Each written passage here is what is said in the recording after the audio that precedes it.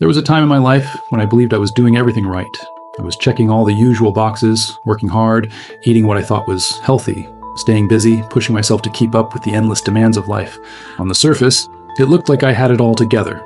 But beneath that polished image, something was crumbling. I was exhausted, anxious, disconnected, and worst of all, I couldn't figure out why.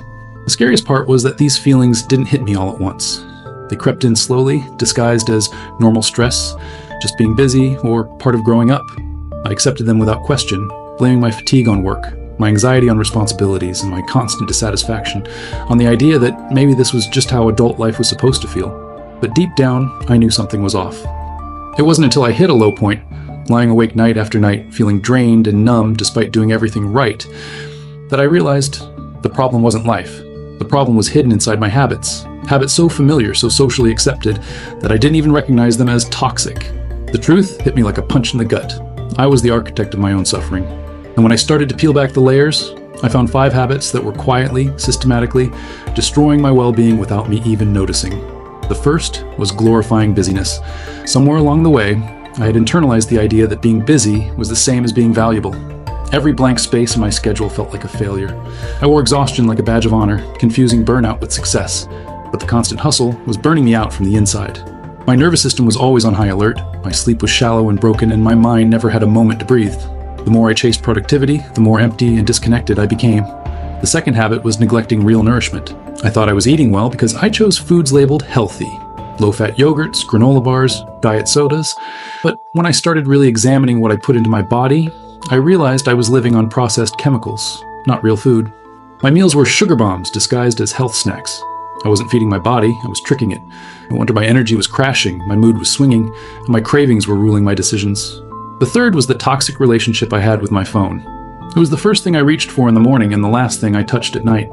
I told myself it was for work, for staying connected, for me time. But the truth was brutal. I was addicted to distraction. Every scroll, every notification, every mindless swipe was another brick in the wall, separating me from my own life. My attention span shrank, my patience eroded, my ability to sit with myself in silence, in discomfort, in presence vanished. The fourth was the illusion that exercise was a punishment. For years, I saw working out as something I had to suffer through to earn my meals or fix my body. I chased calories burned, minutes logged, muscles sore. I never once moved for the pure joy of it. Exercise became just another weapon I wielded against myself, a way to try and outrun the guilt and shame I carried. It turned something sacred, the simple act of moving a living body, into a battleground of inadequacy. And the fifth, perhaps the most dangerous of all, was ignoring rest. Real rest, not just sleep. Though my sleep was shallow and inconsistent, but true, deep restoration. I treated rest as a reward you earn, not a fundamental human need. If I sat still for too long, guilt gnawed at me. If I took a weekend to myself, anxiety whispered that I was falling behind. I forgot that growth doesn't happen during the sprint. It happens in the recovery. I was trying to live on an endless uphill climb without ever stopping to breathe. Each of these habits, on their own, seemed small, manageable, harmless even. But together they formed a slow, relentless tide that pulled me away from myself, from my health, my joy, my sense of meaning. Breaking free wasn't about making one dramatic change.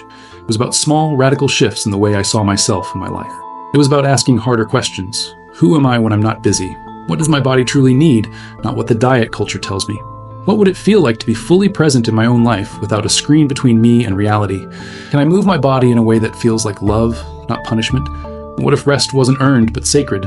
Answering these questions wasn't always comfortable. It forced me to confront parts of myself I wanted to ignore. It forced me to slow down when every instinct screamed to keep pushing forward. But in that slow, uncomfortable process, something miraculous began to happen. I started to heal, not just physically, though that came too. Deeper sleep, steadier energy, less chronic pain. But emotionally, mentally, spiritually, I began to feel like myself again, not the fragmented, exhausted version of me that had become so familiar. There's a brutal honesty required to change your life. You have to admit that some of the things you've trusted, the things you thought were normal, even good, are the very things holding you back. And once you see it, you can't unsee it. But seeing isn't enough. You have to choose differently, every single day, even when it's hard, even when no one else understands. Especially then, because the truth is, your well-being doesn't collapse overnight. It crumbles one tiny choice at a time, and it rebuilds the exact same way, choice by choice, breath by breath, day by day. The first step toward reclaiming my well-being was simple yet profound. Awareness. Not blame, not shame, just seeing. I started paying attention, without judgment, to the patterns I was living inside. I began to notice the moments when I reached for my phone out of reflex, not need. I noticed how certain healthy foods left me sluggish and hungry for more. I noticed how a packed schedule didn't make me feel accomplished. It made me feel hollow. Awareness gave me something that years of pushing, striving, and forcing never did. Power to choose. I chose to redefine what success looked like. Success wasn't a packed calendar or an exhausted body anymore. Success became waking up with energy, feeling present during conversations, moving through my day with intention instead of urgency, smiling without a reason. I chose to nourish my body with real, living foods. Foods that didn't come in boxes with health claims plastered all over them. Fruits, vegetables, seeds, wild fish, herbs. I paid attention to how my body felt after eating, not just how many calories it contained. I learned to trust my internal cues instead of external labels. I chose to create sacred boundaries around technology. I stopped sleeping with my phone next to me. I gave myself the gift of screen-free mornings and evenings. I reclaimed my attention, my thoughts, my dreams. I stopped filling every spare moment with noise and distraction. And that space, at first terrifying, became a place of creativity and peace. I chose to move my body out of love, not hate. I let go of punishing workouts and embraced joyful movement. Some days that looked like dancing around my kitchen, others like a long walk in the woods. I stopped asking, how many calories did I burn? And started asking, how alive do I feel? And most powerfully, I chose to honor rest, deep, unapologetic rest. I treated naps, slow mornings, and quiet evenings, not as guilty indulgences, but as essential acts of survival and thriving. I built small rituals of restoration into my days, 5 minutes of breathing, 10 minutes of journaling, simple moments of being without needing to produce or prove anything. None of these changes happened overnight.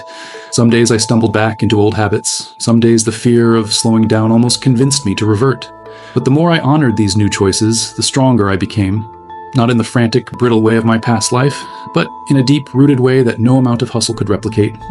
Healing isn't a straight line. It's messy, nonlinear, human. But every time you choose yourself, not the version that performs and pleases, but the version that feels, breathes, and dreams, you plant a seed, and over time, those seeds become forests. If you're feeling exhausted, disconnected, or stuck, I want you to know, it's not because you're broken. It's because somewhere along the way, the world taught you habits that go against your nature, habits that steal your energy and numb your spirit. But you are not powerless. You can choose again. You can choose to see the habits that no longer serve you. You can choose to break the silent contracts you never meant to sign. You can choose to return to yourself, messy, imperfect, beautiful, exactly as you're meant to be. It starts small. It starts now. A few deep breaths, a choice to rest, a meal made with love, a morning without your phone, a moment of real presence in a busy world. And one day, without even realizing it, you'll look back and see how far you've come. You'll see that the life you were chasing was never out there. It was always here, waiting inside of you. All you have to do is come home to it.